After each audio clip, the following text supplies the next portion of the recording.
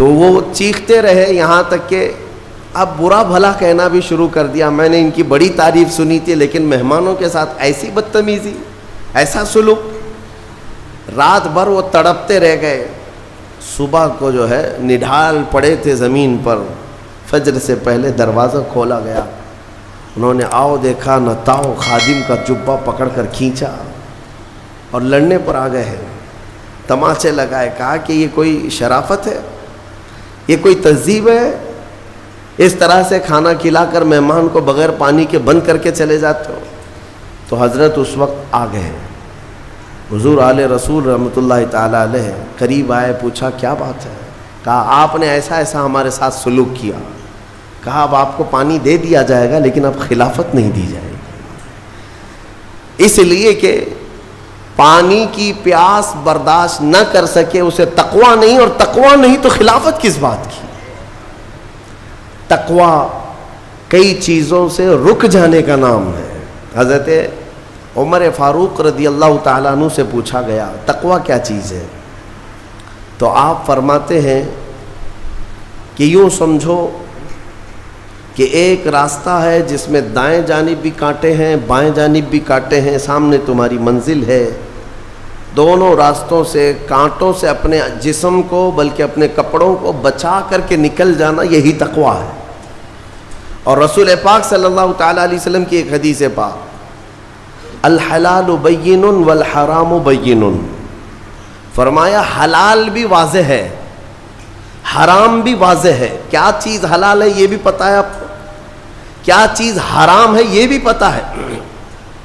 شراب حرام ہے, خنزیر حرام ہے, مردار حرام ہے, چوری حرام ہے, یہ سب تو پتہ ہے. حلال بھی پتہ ہے, اپنے ہاتھوں سے کمائی ہوئی چیزیں حلال ہیں. چاول, گیہوں, باجرہ, یہ سب چیزیں حلال ہیں نا آپ کے لیے. پھلوں میں بہت ساری حلال ہے, جانوروں میں جو حلال ہے وہ سب پتہ ہے. تو حلال کی لسٹ بھی معلوم ہے تمہیں, حرام کی لسٹ بھی معلوم ہے. حضور پاک صلی اللہ علیہ وسلم فرماتے ہیں ان دونوں کے بیچ میں کچھ چیزیں ہیں جن کے بارے میں پتہ نہیں چلتا حلال ہے کہ حرام ہے. ان چیزوں کو چھوڑ دینے کا نام تقویٰ ہے. بعض لوگ کیا سمجھتے ہیں حرام کو چھوڑ دینا تقویٰ ہے. ارے میاں, حرام کو چھوڑنا تو مسلمان کی شان ہے, ضروری ہے. تم شراب نہیں پیتے تو یہ تقویٰ نہیں ہے, یہ تو اسلام کا حکم ہے. تم جوا نہیں کھیلتے, چوری نہیں کرتے, یہ تو اسلام کا حکم ہے تمہارے اوپر. لیکن کچھ ایسے شک والی چیز سے بھی بچ جاتے ہو, اس کو کہتے ہیں تقویٰ. وہ تقویٰ ہے. تقوی کی بہت ساری مثالیں ہیں, لیکن میں آپ کے سامنے ابھی رمضان کے متعلق عرض کرنے جا رہا ہوں کہ جیسے گزشتہ میں نے ایک تفسیر میں بھی عرض کیا, بعض لوگوں کو ایسا لگتا ہے کہ رمضان میں لوڈ شیڈنگ ہوتی ہوگی, کچھ خزانہ خدا میں بچت کے لیے لوگوں کو بھوکا اور پیاسا رکھا جاتا ہے, کچھ رزق بچا لیا جائے.